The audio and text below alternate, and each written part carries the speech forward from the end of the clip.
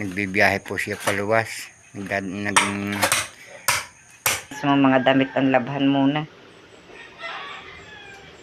Bibi, alis ikaw dyan. Inakuha na nga rin po akong tuyong bunga ng patani. Natuyuan na agad. Agad imam.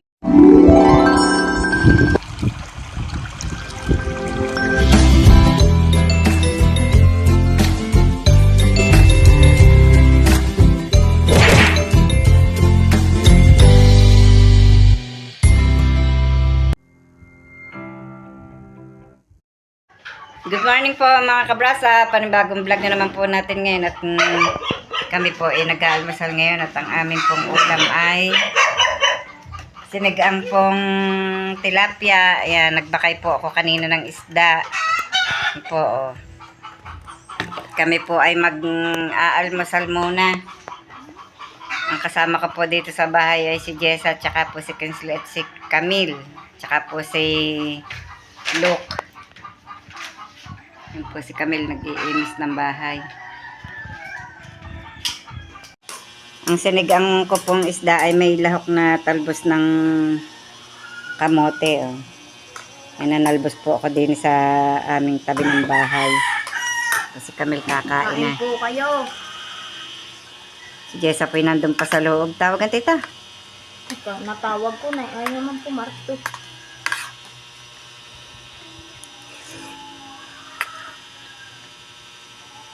Talaga pong gutom na. Tanghali na rin naman po eh.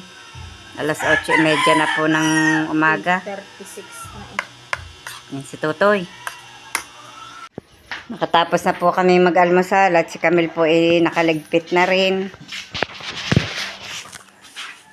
Yan, sinasabon niya po yung lababo. At ako po ay may nakasigang pa ditong sinaing na tilapia. Yan, nilagyan ko po yan ng kalamyas. Para po may pang-ulam pa hanggang bukas.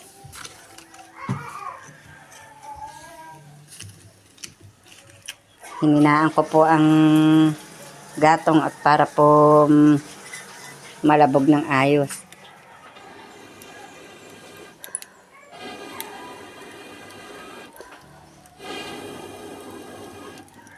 Yan. Mas madali pong maluto ang isda pag po hindi bigla ang apoy.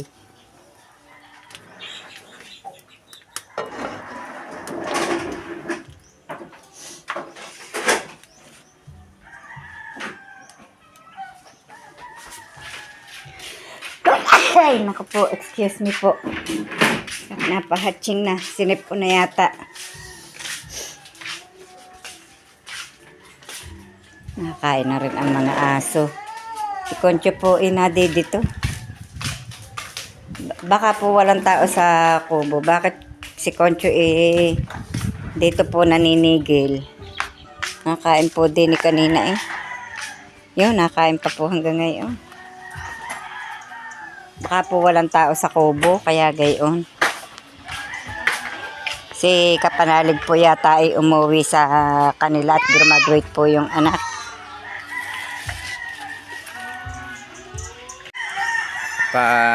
Punta na uli ako mga kabrasap sa Alfonso at patuloy pa rin yung aming paggagawa doon. Wala kang pasok?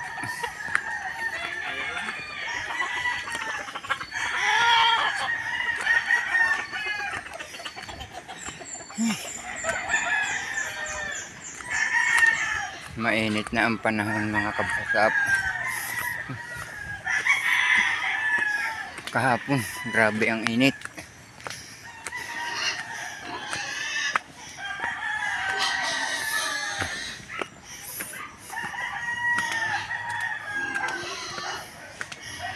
Ako po yung si Nanay Luz po ay maaga pong naggugulay. At yung pong mga baboy pagkagulay, siya na magpapakain.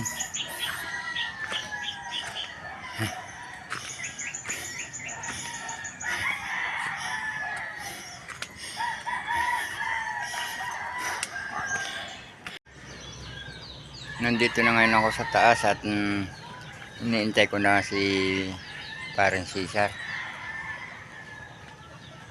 Maaga pa.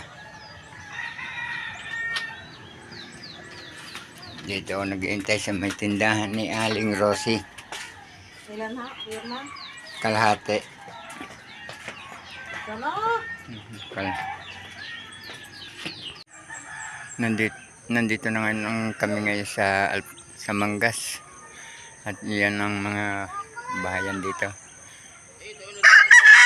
Kami rin po ang gumawa nitong isang ito. Tapos yung isang iyon. Ito po itong may bakod na ito. Ito na sa Labiñas Resort. Dami pong saging na tanim. Hindi po lang makapagpatuga sa amin ng ganyan saging yung Diaz. Kung tawagin. Iba po ang hulab doon sa amin sa Sarito.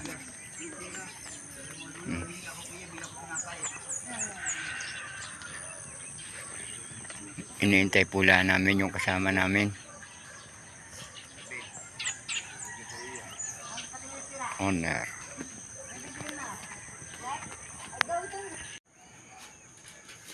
Ito po yung aming ginawa kahapon. Na-flooringan na po namin itong kwarto. Tapos ako na nga po yung mga nagkabit din ng tubong yan. Yung para doon sa papunta sa deposito. Yung kabitan ng bowl at saka sa floor drain. Ayan, mga natabunan na. Ngayon po naman kami ay ako maghuhukay uli doon sa lalagyan ng PVC D2 na para sa floor drain. At baka bukas ay makapag-finish na kami. Madami pong pinisan. Pipinisan na lang po yan. At sila po naman ngayon ay nakapag buhos na rin kahapon ng poste. 2. May natitira pa pong isa at wala pong maiporma. Si Erwin po na ngayon po nakapasok uli at nagbibiyahe po siya paluwas. Luluwas po ng Kalakal.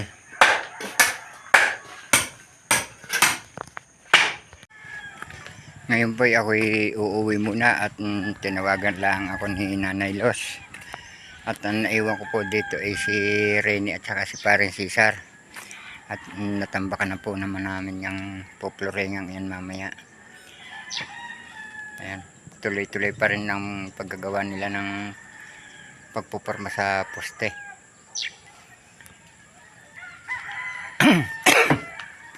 At iniintay ko lang po si Erwin at ako'y magpapahatid.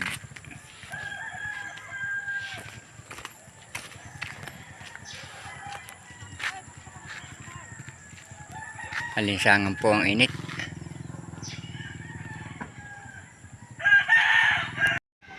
Sasaglit po lamang sa Kalaka at may pupuntahan po lamang. At may mahalagang lakad po. Ako pa'y hingal. Ay, ang hirap po mag-ahon ng pandalas. Lapit na po ako dito sa daan, sa highway. Hindi makabilis ng lakad.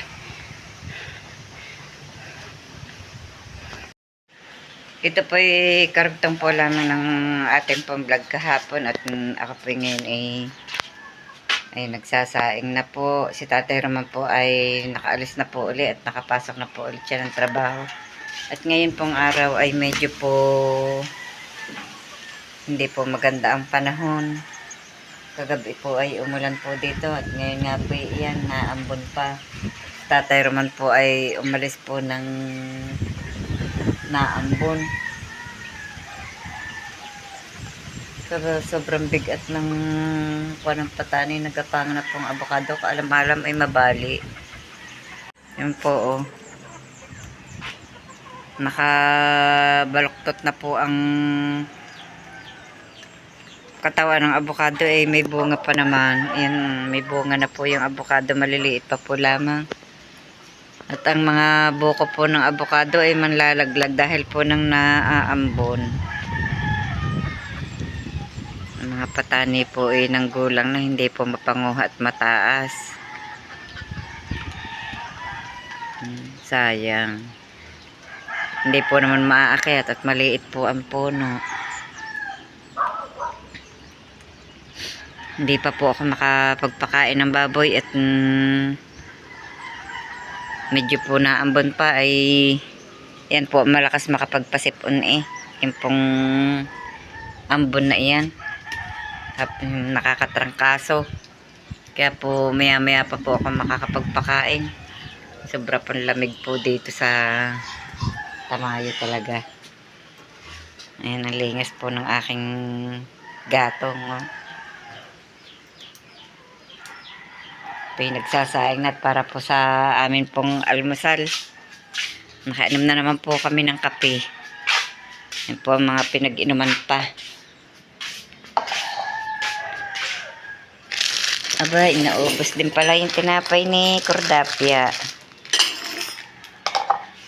Misa na po ang mainin naman ng kape at ayan po at si Camille po ay maglalaba ngayon. Nakahanda na po ang ibang labahin. Ang iba po ay nadodoon pa sa loob. At ang dami na naman pong labahin, tambak. Isang linggo lamang pong hindi nakalaba eh. Sobra po nang naging malibag.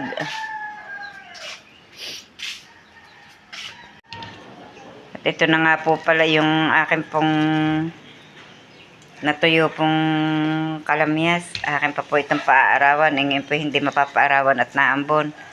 Yan po siya. Oh. Yan na po yung napili ko po doon. May natira pa pong kaunti doon. Tinakluban ko po nung plywood at nga po oh, naulan. Mababasa pa po yung kaunting natirang nakabila doon. Nag-aabang na po ang mga manok doon. Giintay na po ng patoka. Ang lamig. Ang lamig. Ako, naglawitan na po pala yung yung aking pang tabil sa piggery. Yung mga trapal na tinahing iyon. Naglawitan na. Sarap po ng higa ni Bornok. May latag, may higaan. Bakit naman ikaw dyan nakahiga, Laki, sa lupa? Ay may higaan ka din diyan. Laki. Nagpapakahirap ka diyan ng mo. Parang nakasabit ang tali mo dyan. Ako, nabasa ang aking tsinelas. Kalamig. Po natin din sa kabila kung walang nababasa. May binilad nga pala din nilabhan ng isang kon eh. Ayan. Tuluan. Tuluan.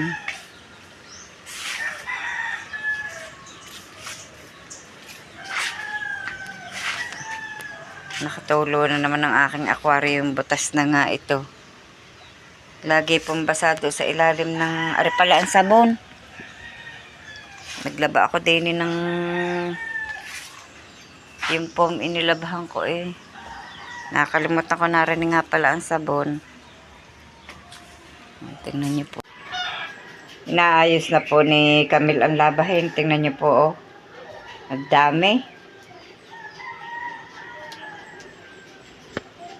Maaga po siya mag-uumpisa ngayon ng paglalaba at sobra pong naipunan ng labahin. Ayun nga pong malalaki eh. Sabi ko bukas na at inalamang po mismo mga damit ang labahan muna. Bibi, alis ikaw dyan. Ako naman po yung Yon, at tutoy ang pinto. Hinayaan yung bukas. Tumagupak na naman. Huwag niyo hayaan bukas ang pinto. Ayun, ay lumagapak na eh.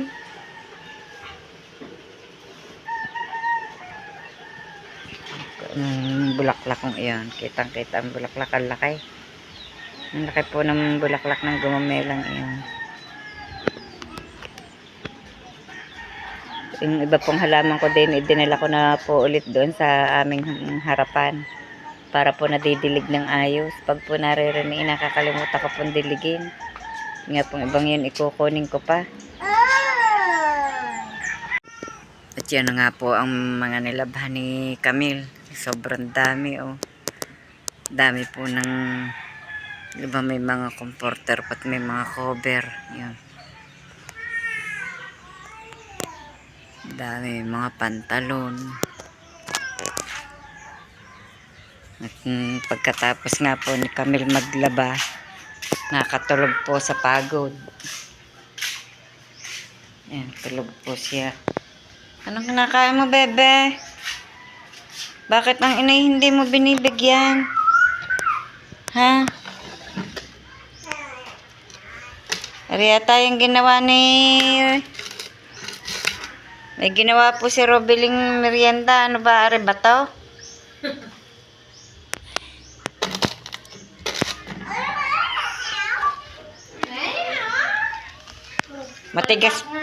Matigas po ang ginawa ni Robeling tinapay. Hindi ko po makagat. Bungi, kundi pirasuhin.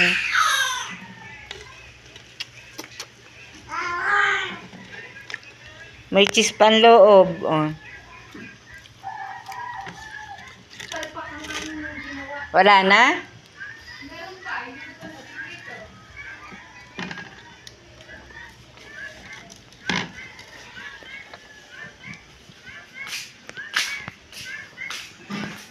Gawa po pala ng merienda. Nasaan? Yeah, hindi ko pa napiprito. Pinapalis ako pa nga, hindi yata alsa. Ari po pala yun.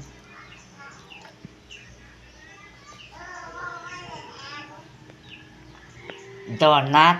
Ayaw umalsa. Konti ang use niyan siguro. Dapat pala nilahad ko yung ano, yung binili niya. Ayaw umalsat, napapagod. Mahirap umahon. Nalutong ko na nga. Ay, ito na nga po si Tatay Roman at dumating na po galing trabaho. Magandang hapon po mga kabras. Bakit ginabi ka? Ay, napasilip yung doon sa pinaggawan. Walang salubong ang tatay. Ano, bebe? Walang salubong. Wala, nakalimutan bumili. Ay, tatay na yan ah. Ano? Ano? Palit na nagkatay. Pampalis pa po. Ayun, nalupa na po na naman. Ay, nako ang bata. Walang salubong ang tatay, Neng? Wala, ay. Ilan daw ng gatas? Kadaya ng tatay na yan. Hindi sinalubungan si baby. Na, hindi ng gatas. Bukas na uli na umaga. Wala ka ng gatas. Bibila? Ay, ang pambila? Inay, matambahan ka niyan. Ako po'y nakapanguha po ng ilang patani kanina. Hindi ko po lamang nagulay at wala pa nga pong kamatis. Inakuha na nga rin po akong tuyong bunga ng patani. Natuyuan na agad. Agad mamamatay ang patani pagka po nagulangan na agad ng bunga ang tanim. Saka po yay bukas na maluto. Nagliligpit na po si Camille at maya po magsisitulog na nga po at bukas po maaga pong gigising ulit, marami pong gawain. Kaya hanggang dito na lamang po munang muli ang aming vlog at maraming salamat po sa patuloy niyong pagsubaybay hanggang sa dulo ng aming vlog.